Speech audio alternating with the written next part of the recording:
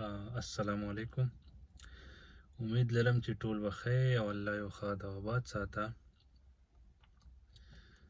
مارنینګ ټایم دی سهارو، سو دا دی کې بس ملګري دي په مخه کالونه کوي او تپوسونه کوي ما چې تاسو دپاره یو وړه غونته ویډیو جوړه کړمه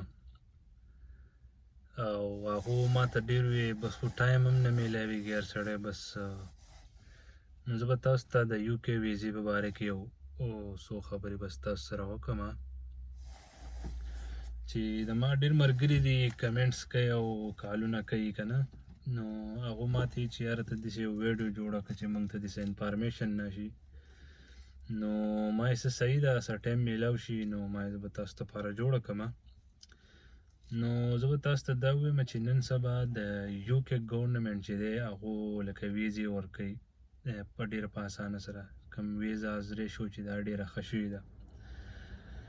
نو زما صرف د اف اس سی چې کوم سټوډنټس دي که نه، فرسټ اف آل د هغو دپاره به زه تاسو ته دا ووایم چې د کوم اف اس سی چې کوم سټوډنټس دي هغو دې خپل ټایم نه ضایع کوي او د آیټس ټیسټ یې ورکړي او د دې د فلای ورکړي، نو لکه ډېر زر به هغو ته ویزه میلاو شي، ځکه چې د ویزا ریشو ډېره ښه شوې ده او هر سړي ته ویزې ورکوي. جسټ آیټس ورکوئ او 5.5 بینډ دی او راشي 6 بینډ راولئ، ډیپینډ کوي په تاسو باندې که نه، ځکه چې دې کې بیا داسې یونیورسټیانې چې د هغو ریکوایرمنټ یو شاني، د بعضې یونیورسټیانو ریکوایرمنټ بل شاني.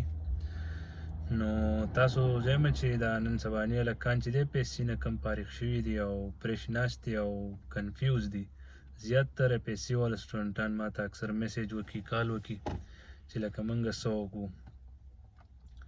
نو د هغو دپاره دا یو اډوایس به زه ورکړم چې لکه دغه ځای خپل ټایم مه ضایع کوئ او آیټس ټیسټ ورکوئ، ځکه چې پی ایس سی دپاره مسټ دی که نه. او انشاءالله چې کله هم تاسو بینډ واغستل ښه بینډ واغستل نو دغه د دنیا کنسلټنټس والې دي د هغې په ترو باندې تاسو اپلای وکئ، نو انشاءالله چې ویزې به تاسو ته ډېر زر میلاو شي او اډمیشن یې دي ډېر زیات ایزي ورکوي. نو چې قسمت یې و نو دا دی به یو اډمیشن وشي او لکه را به شي، هېڅ مشکل پکې نشته.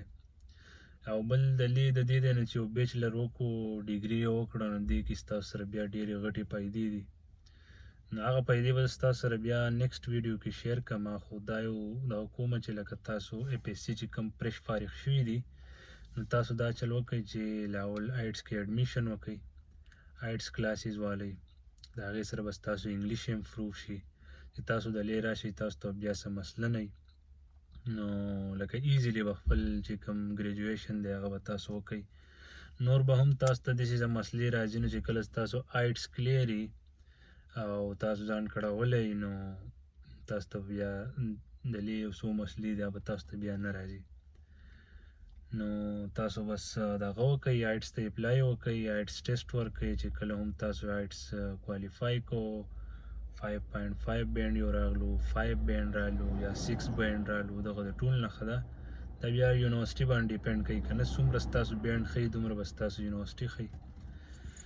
نو اډمیشن به وکئ، دلې چې تاسو په هر څه کې اډمیشن وکړو که نه، خپل ریلیټډ کم فیلډ چې دي. اوس بعضې کسان پکې تپوسونه کوي یاره زمونږ میډیکل فیلډ دی موږ کوم فیلډ ته لاړ شو، یا زمونږ انجینیرینګ فیلډ دی او موږ لکه انجینیرینګ ته کم فیلډ موږ سلیکټ کړو، کم ډپارټمنټ زمونږ که نه. نو د ټول نه اول خو ستاسو د انټرسټ خبر ده، ستاسو په کم فیلډ کې انټرسټ دی او تاسو څه ویل غواړئ، د هغې نه بعد بیا به زه تاسو ته دغه درکړمه، سجیشن به درکړمه چې یاره ستاسو دپاره دا ډپارټمنټ ښه دی، دې کورس کې اډمیشن وکړئ، دا ایزي دی دا ډیفیکلټ دی.